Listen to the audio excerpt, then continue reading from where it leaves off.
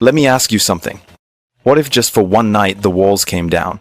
What if Roman Reigns walked back through a curtain and Jon Moxley was standing on the other side? What if Cody Rhodes stepped into a ring with MJF? What if the two companies that have been quietly at war for 6 years finally put their egos aside and gave us the card that no fantasy booker has ever been able to top? That card doesn't exist. Not yet. Because while AEW has its forbidden door with NJPW, the real forbidden door, the one that wrestling fans actually lose sleep over, that's WWE versus AEW. And today, we are walking through it. But today, we're going to build it. But before that, if you are new here, do subscribe for more WWE versus AEW stories. Before we get to the matches, I need you to understand why this conversation hits different from every other fantasy booking video you've seen. AEW was founded in 2019, and from day one, the war was on. Two companies, two rosters, two worlds that never touch. The talent goes one way or the other.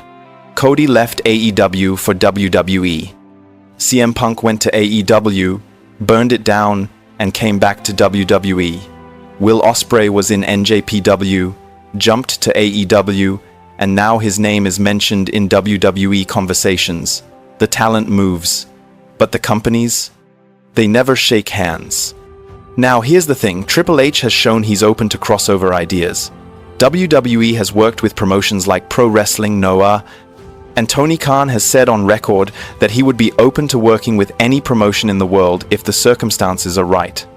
The industry insiders say there's a possibility. Not a probability, a possibility. But here's what I know for certain. If it ever happened, it would be the biggest professional wrestling event since WrestleMania 3. And today, we're booking it. 6 dream matches. Each one a chapter of history waiting to be written.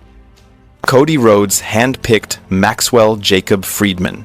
He brought him into AEW. He put him next to him in storylines. He believed in him before anyone else did. And then, in a moment that's still studied in wrestling schools, MJF stabbed him in the back. He threw in the towel during Cody's AEW World Championship match against Chris Jericho. Then he gave him 10 lashes with a leather belt on live television.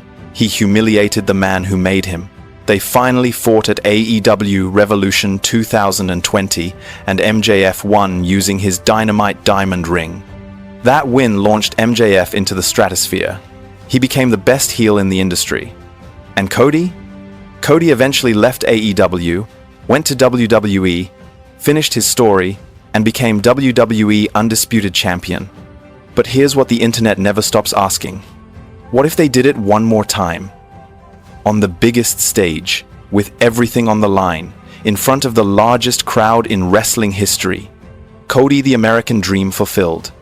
MJF, the man who made himself a star by destroying the man who believed in him. There is no match in professional wrestling with more built-in emotional weight than this one. No pyrotechnics needed. No elaborate entrance. Just 2 men, a ring, and 6 years of history. This isn't fantasy booking. This is destiny being delayed.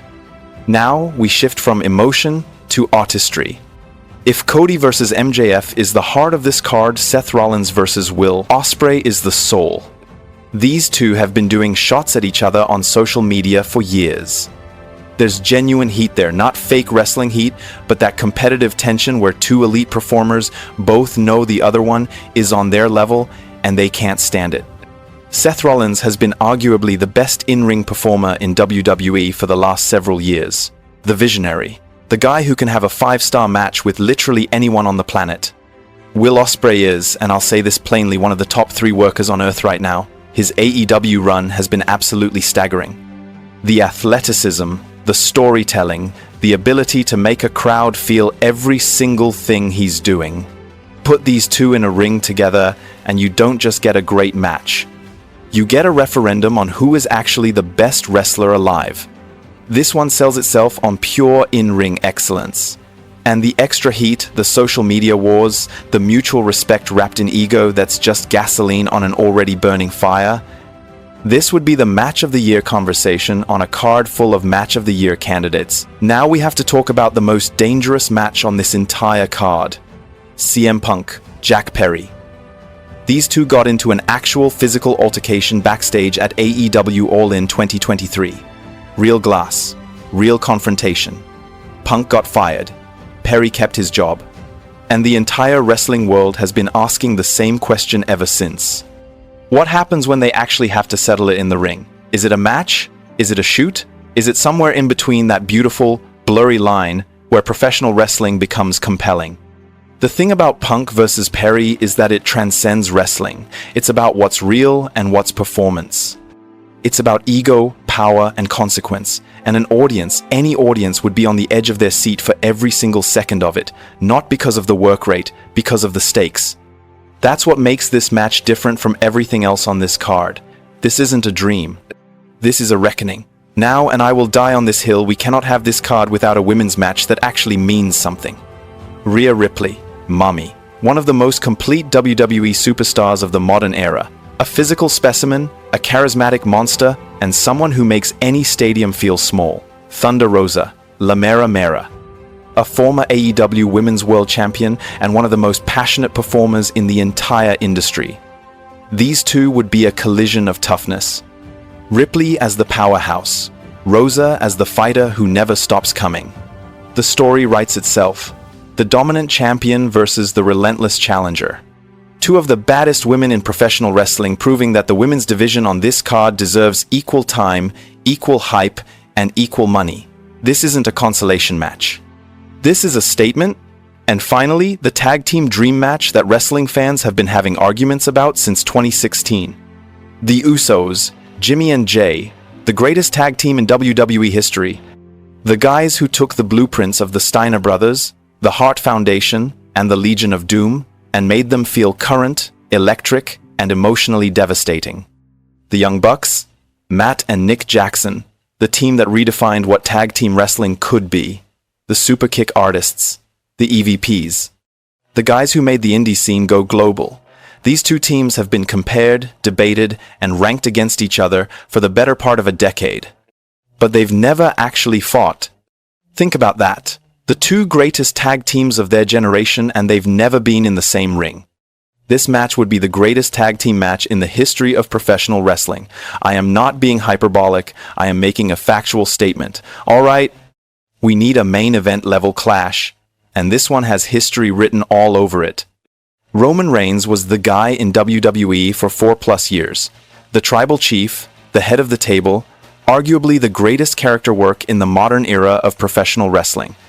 Jon Moxley, the purveyor of violence, the man who walked out of WWE, burned every bridge, and reinvented himself as the most dangerous performer in professional wrestling. A former AEW World Champion multiple times over, a man who went to NJPW and became IWGP World Heavyweight Champion. Here's what makes this match different from everything else on this card. Moxley knows Roman Reigns. He was Dean Ambrose. They were brothers in the Shield. Think about that for a second. Roman Reigns, who ruled WWE with an iron fist, who broke the loyalty of his own family, now faces the brother he watched leave, the one who refused to play the game, the one who chose violence over corporate championship reigns. This isn't a clash of philosophies. This is a reckoning between two men who once stood shoulder to shoulder and ended up on opposite sides of the most important divide in professional wrestling, the prodigal Shield brother versus the tribal chief who conquered everything Moxley walked away from. You cannot book this match. You can only be grateful it exists as a possibility. So there it is.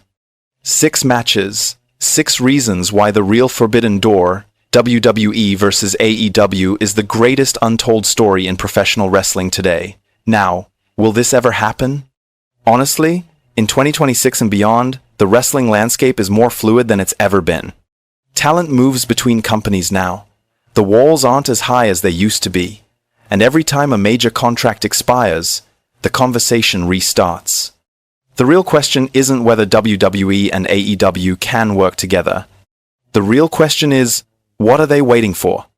Because the fans are ready, the matches are ready. The only thing missing is someone brave enough to open the door. If you made it this far, you're exactly the kind of wrestling fan this channel exists for. Drop in the comments, which match from this card do you want to see the most? And if you think I missed a dream match, and some of you definitely will let me know, because there's a part 2 waiting if you want it. Like, subscribe, and I'll see you in the next one.